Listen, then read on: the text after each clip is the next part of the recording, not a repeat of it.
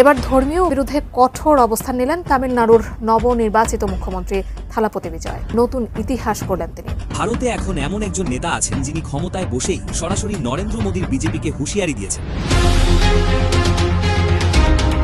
এদিকে আজ থালাপতি বিজয় মুসলমানদের বিরুদ্ধে সরাসরি অ্যাকশন নিয়েছে। অসংখ্য মুসলমানের মৃত্যু হয় ভারতে, নরেন্দ্র মোদীও ভয়ে কাঁপতে শুরু করেছে থালাপতি বিজয় এবং মমতা ব্যানার্জির অ্যাকশন দেখে। বাংলার রাজনীতিতে নতুন করে চরম উত্তেজনা তৈরি করেছে পশ্চিমবঙ্গের মুখ্যমন্ত্রী শুভেন্দু অধিকারীকে প্রকাশ্যে খুনের হুমকি দেবার ঘটনা।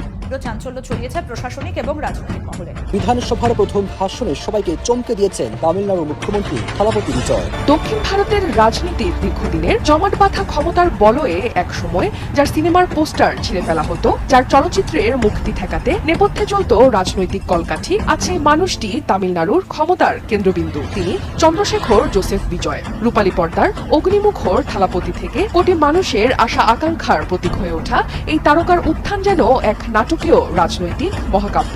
ভারতবর্ষে নির্বাচন মানে শুধু ভোটের বাক্স নয়, অনেক সময় সেটা মানুষের স্মৃতি, ভয়, ধর্ম আর প্রতিবেশীকেও ব্যালট পেপারের মধ্যে ঢুকিয়ে দেওয়ার এক অভিনব বিদ্যা। এই অভিনেতা এবার রাজনীতির ময়দানেও দেখালেন নিজের শক্তি। ডিএমকে ও এআইএডিএমকে দীর্ঘদিনের আধিপত্য ভেঙে তার দল টিভিকে পেয়েছে বড় জয়। থালাপতি বিজয় মুখ্যমন্ত্রীর ক্ষমতায় বসার পর থেকেই অনেক অ্যাকশনমূলক কর্মকাণ্ড করছে। আজকে দেখতে পারি সে মুসলমানদের বিরুদ্ধে সরাসরি গোপনে অ্যাকশন নেয়। আপনারা তো জানেন থালাপতি বিজয় এবং মমতা ব্যানার্জি দুইজনই ভারতের মুসলমানদের পক্ষে কথা বলে আসছিল। এখন গোপনের অনেক সত্য সামনে আসে এবং এই নিয়ে নরেন্দ্র মোদীও বিপদে পড়ে। আপনারা এই ভিডিওতে দেখতে পারবেন থালাপতি বিজয়ের অ্যাকশনগুলো এবং ভারতের রাজনীতির গোপন অন্দরে অসংখ্য ঘটনা যে ঘটে গিয়েছে সবকিছু দেখানোর চেষ্টা করব এই একটি নিউজ প্রতিবেদনের মাধ্যমে। আসুন আমরা কথা বাড়াচ্ছি না, আমরা সরাসরি ভিডিওর মূল আলোচনায় চলে যাচ্ছি। এদিকে বিদায়ী মুখ্যমন্ত্রী মমতা ব্যানার্জির ইস্তফা না দেওয়ার সিদ্ধান্ত নিয়ে যখন রাজনৈতিক মহলে প্রবল সমালোচনা চলছে, তখন পড়শি বাংলাদেশের এক নেতা মমতা ব্যানার্জির এই সিদ্ধান্তের প্রশংসা করেছেন। একই সঙ্গে সোশ্যাল মিডিয়ায় মমতা ব্যানার্জিকে বার্তা দিয়েছেন, পশ্চিমবঙ্গকে স্বাধীন রাষ্ট্র ঘোষণা করুন, আমরা সাহায্য করব। ভারতীয় দাদাগিরির দিন শেষ, বাংলাদেশের পর এবার স্বাধীন হবে পশ্চিম বাংলাদেশ। দীর্ঘদিন ধরেই নরেন্দ্র মোদীর বিজেপি পশ্চিমবাংলাকে দখল করার চেষ্টা করছে। নির্বাচনে উগ্রবাদী দল বিজেপি সেকুলার মমতার দলকে হারাতে পারছিল না। পশ্চিমবাংলার একাধিক জেলা মুসলিম সংখ্যাগরিষ্ঠ হয়ে গিয়েছে। এছাড়াও পশ্চিমবাংলার জনগণের মাঝে বাংলাদেশের সাথে মিশে অবিভক্ত বাংলা গঠনের আশঙ্কা করছে বিজেপি। এবার তাই 1970-এর বাংলাদেশের সাথে পাকিস্তান যেভাবে নির্বাচনের নামে বেইমানি করেছে, একই বেইমানি মমতা ব্যানার্জি তথা পুরো পশ্চিমবাংলার মানুষের সাথে করেছে বিজেপি। এবার কি তাহলে বাংলাদেশের মতোই পশ্চিমবাংলাও স্বাধীনতা যুদ্ধে ঝাঁপিয়ে পড়তে চলেছে বাংলাদেশের সহায়তায়? এ নিয়ে কি বলছে পশ্চিমবাংলার মিডিয়া, আসুন তা দেখি। পশ্চিমবঙ্গের 2026 বিধানসভা ভোট খুবই গুরুত্বপূর্ণ ছিল। সারা দেশ থেকে তো বটেই, এমনকি আন্তর্জাতিক মিডিয়ারও নজর ছিল এবারের বাংলার ভোটের দিকে। পরিবর্তন নাকি প্রত্যাবর্তন, কোন তত্ত্বের শিলমোহর দেবেন রাজ্যের মানুষ, এই নিয়ে জল্পনার অন্ত ছিল না। শেষ পর্যন্ত দুদফায় ভোটে 90%-এরও বেশি ভোট পড়ায় সরকার বিরোধিতা স্পষ্ট বলে দাবি করে তৎকালীন প্রধান বিরোধী দল বিজেপি। অন্যদিকে শাসক দল তৃণমূল কংগ্রেসের যুক্তি ছিল, রাজ্যের বিদায়ী মুখ্যমন্ত্রীর এতগুলো উন্নয়নমূলক প্রকল্প দিয়েছেন মমতা ব্যানার্জি, তাই রাজ্যের মানুষ এসআইআর এর জবাব দিয়ে চতুর্থবারের জন্য জোড়াফুলের সরকারকেই ক্ষমতায় আনবে। কিন্তু ভোট গণনার দিন সকাল থেকে সময় যত এগিয়েছে ট্রেন্ড স্পষ্ট হতে থাকে, আর সেটা হলো তৃণমূল সরকারকে কার্যত ত্যাগ করে বিজেপির সরকার গঠনের পক্ষেই রায় দিয়েছেন রাজ্যের মানুষ। কিন্তু দিনভর টানটান উত্তেজনার পর ঘোষণা করা হয় ভবানীপুর কেন্দ্রের শুভেন্দু অধিকারী 15,000-এরও বেশি ভোটে মমতা ব্যানার্জিকে হারিয়ে দিয়েছেন। আর এই কেন্দ্রের চূড়ান্ত ফল ঘোষণার আগেই মমতা ব্যানার্জি শাখাওয়াতের গণনা কেন্দ্র থেকে বেরিয়ে অভিযোগ করেন ভোট লুট করা হয়েছে, তাকে মারধর করা হয়েছে। এরপর দেখা যায় নজিরবিহীন সাংবাদিক বৈঠক করে মমতা ব্যানার্জি জানিয়ে দেন তিনি ইস্তফা দেবেন না, কারণ তিনি ভোটে হারেননি, তাই ইস্তফা দেবার কোনো প্রশ্নই নেই। কি বলেছেন মমতা ব্যানার্জি, আসুন শোনাই আগে আপনাদের। জন্য আমরা তো হারিয়ে নিয়ে যাব, হারলে আমি যদি শপথ নিতে যেতাম তাহলে আমি রেজিগনেশনটা করতাম। এখন তো কোয়েশ্চেন ডাজন্ট অ্যারাইজ। জোর করে দখল করে যদি কেউ মনে করে যে আমি কি রেজিগনেশন দিতে হবে, নো, নট দ্যাট। এদিকে বিদায়ী মুখ্যমন্ত্রী মমতা ব্যানার্জির ইস্তফা না দেওয়ার সিদ্ধান্ত নিয়ে যখন রাজনৈতিক মহলে প্রবল সমালোচনা চলছে, তখন পড়শি বাংলাদেশের এক নেতা মমতা ব্যানার্জির এই সিদ্ধান্তের প্রশংসা করেছেন।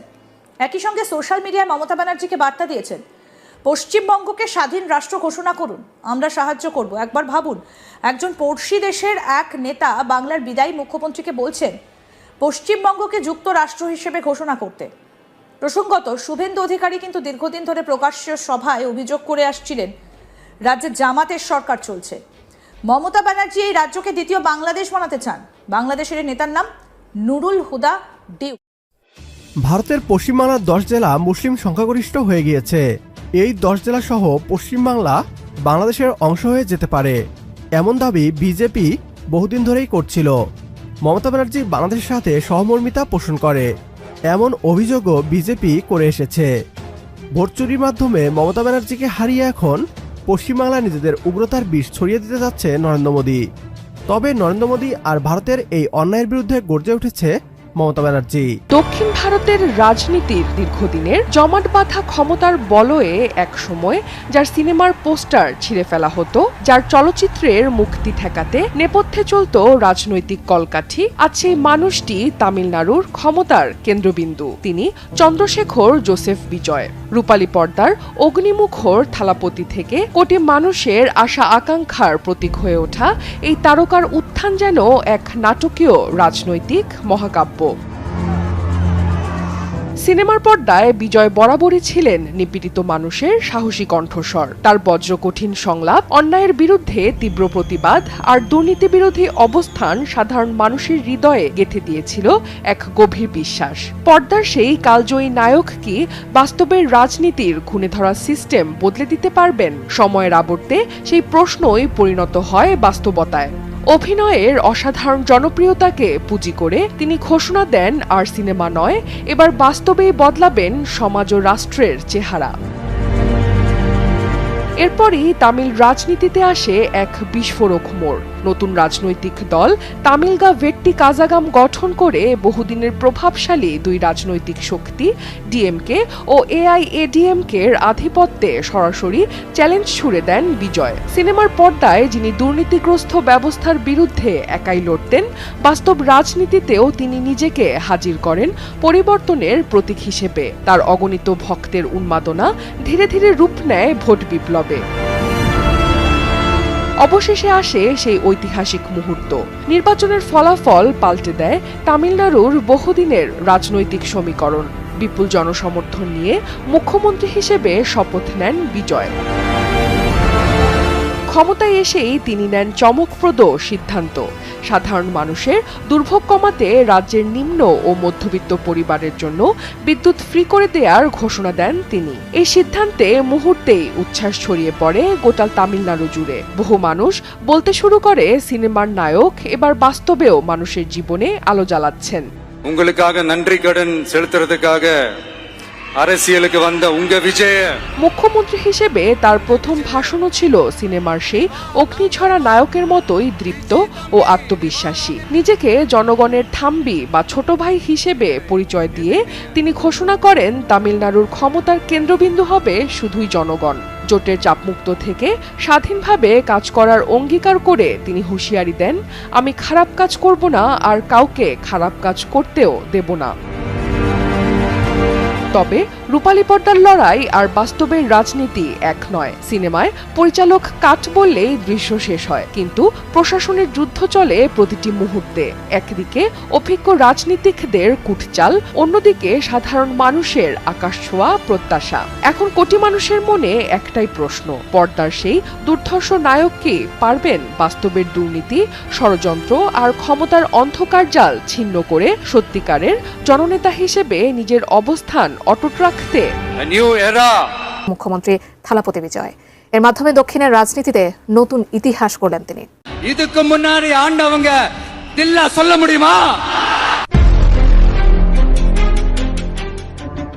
ভারতে এখন এমন একজন নেতা আছেন যিনি ক্ষমতায় বসেই সরাসরি নরেন্দ্র মোদীর বিজেপিকে হুঁশিয়ারি দিয়েছেন। শুভেন্দু অধিকারীর মতো উগ্র হিন্দুত্ববাদী নেতাদের চোখে চোখ রেখে বলেছেন, আমার রাজ্যে মুসলিমদের উপর অত্যাচার করলে ইতিহাস হয়ে যাবে।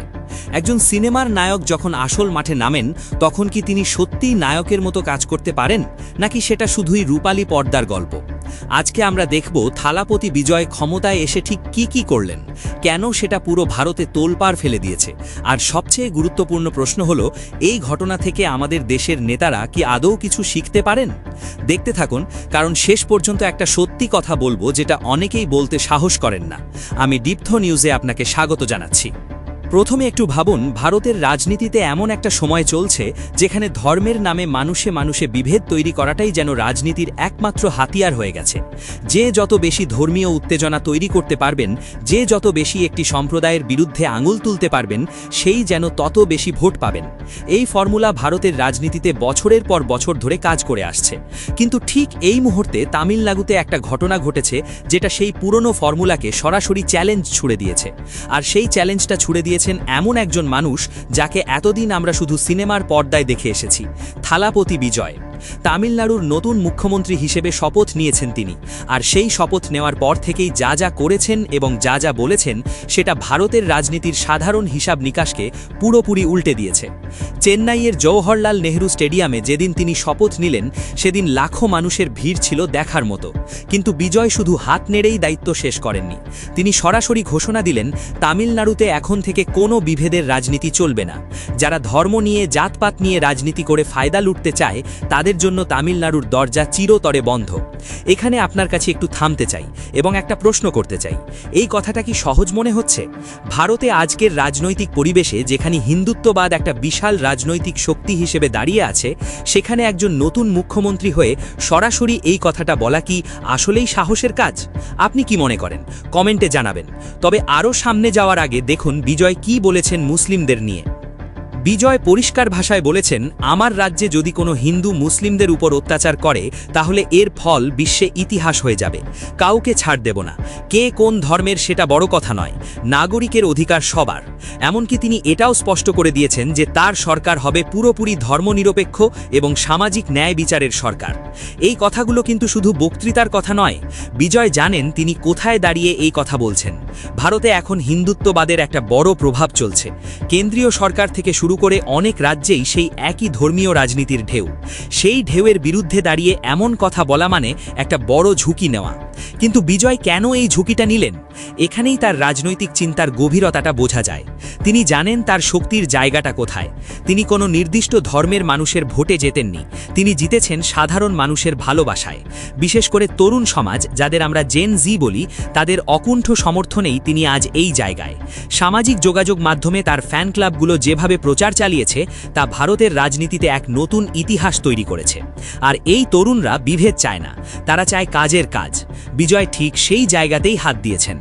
এবার আসুন দেখি বিজয় ক্ষমতায় এসেই কি পদক্ষেপ নিয়েছেন। কারণ রাজনীতিতে কথা বলা আর কাজ করা দুটো সম্পূর্ণ আলাদা জিনিস। তিনি শুরু করেছেন সাধারণ মানুষের নিত্যদিনের সমস্যা দিয়ে। প্রথমেই তিনি ঘোষণা দিয়েছেন যে 200 ইউনিট পর্যন্ত বিদ্যুৎ সম্পূর্ণ বিনামূল্যে দেওয়া হবে। এটা শুধু মুখের কথা নয়, শপথ নেওয়ার পরপরই তিনি প্রথম যে কয়েকটি নথিতে স্বাক্ষর করেছেন তার মধ্যে এটিও একটি। অর্থাৎ প্রথম দিনই সিদ্ধান্ত, প্রথম দিনই স্বাক্ষর, প্রথম দিনই কার্যকর। এরপর তিনি নজর দিয়েছেন সমাজের সবচেয়ে বড় ব্যাধির দিকে, মাদকের দিকে। মাদক চোরাকালান বন্ধ করতে বিশেষ টাস্ক ফোর্স গঠনের নির্দেশ দিয়েছেন। নারীদের নিরাপত্তা নিশ্চিত করতে গঠন করেছেন আলাদা বিশেষ বাহিনী। এখন আপনার কাছে আরেকটা প্রশ্ন, আপনার নিজের শহরে বা এলাকায় কি এই দুটো সমস্যা, বিদ্যুতের দাম আর মাদকের প্রকোপ, আপনাকে কষ্ট দেয়? যদি দেয় তাহলে কমেন্টে লিখুন, কারণ এই প্রশ্নের উত্তরের সাথে পরে আরেকটা বড় বিষয় জুড়ব। এবার চলুন একটু পাশের রাজ্যে তাকাই। পশ্চিমবঙ্গে বিজেপির নেতা এবং বর্তমান মুখ্যমন্ত্রী হিসাবে দায়িত্ব নেওয়া শুভেন্দু অধিকারীর কথাবার্তা আর আচার আচরণের সাথে থালাপতি বিজয়ের পার্থক্যটা দেখুন, আকাশ আর পাতালের মতো। শুভেন্দু অধিকারী রাজনীতিতে নেমেছেন পুরোপুরি বিভেদ আর আগ্রাসনের মন্ত্র নিয়ে। তার প্রধান লক্ষ্যই যেন বাঙালি মুসলিমদের গালাগালি করা আর বাংলাদেশের বিরুদ্ধে বিষোদগার করা। তিনি কথায় কথায় বাংলাদেশকে হুমকি দিচ্ছেন, এমনকি কার্গো বিমানে করে কলকাতার ময়লা আবর্জনা নিয়ে ঢাকার বুকে ফেলে আসার মতো অশালীন এবং কুরুচিপূর্ণ মন্তব্য করতেও তিনি ছাড়েননি। তিনি বাংলাদেশের জুলাই আন্দোলনকারীদের রাজাকারের ছানা বলে গালি দিয়েছেন। ডক্টর ইউনূসকেও আক্রমণ করছেন। কেন করছেন তিনি এসব? কারণটা আসলে সহজ। তিনি জানেন যে পশ্চিমবঙ্গে হিন্দু ভোটের একটা বড় অংশকে যদি উস্কে দেওয়া যায় তাহলেই তার রাজনৈতিক ফায়দা হবে। সীমান্তের এপারে জুজু দেখিয়ে ওপারে নিজের ভোট ব্যাংক ভারী করার এই খেলা, এটাই তার রাজনীতির মূল কৌশল। আর দুঃখের বিষয় হলো এই কৌশলে তিনি সফলও হয়েছেন। কিন্তু থালাপতি বিজয়ের দিকে তাকান, তিনিও তো ভারতেরই একজন নেতা, কিন্তু তিনি হাঁটছেন উল্টো। দর্শক, আপনারা তো দেখলেন এখানে কি কথা হচ্ছে, অনেকেই কিন্তু অনেক কথা বলতেছে, বিশেষ করে এখানে থালাপতি বিজয়ের অ্যাকশনগুলো এবং মমতা ব্যানার্জির বিষয়ে অনেক বিষয় নিয়ে কথা হয়। গাইজ, এই বিষয়গুলো দেখে এবং দেশের রাজনীতির প্রেক্ষাপটগুলো নিয়ে আপনার মন্তব্য কি, আপনার গুরুত্বপূর্ণ মন্তব্যটা অবশ্যই আপনারা আমাদের কমেন্ট বক্সে লিখে যাবেন। সর্বশেষ আপনাদের কাছে আমাদের একটা রিকোয়েস্ট থাকবে, আপনারা আমাদের চ্যানেলের নতুন দর্শক হয়ে থাকলে চ্যানেলটি সাবস্ক্রাইব করবেন এবং পাশে থাকা বেল বাটনটিও যাবেন, যাতে করে নেক্সট ভিডিওটা সবার আগে আপনাদের কাছে পৌঁছে যায়। ধন্যবাদ।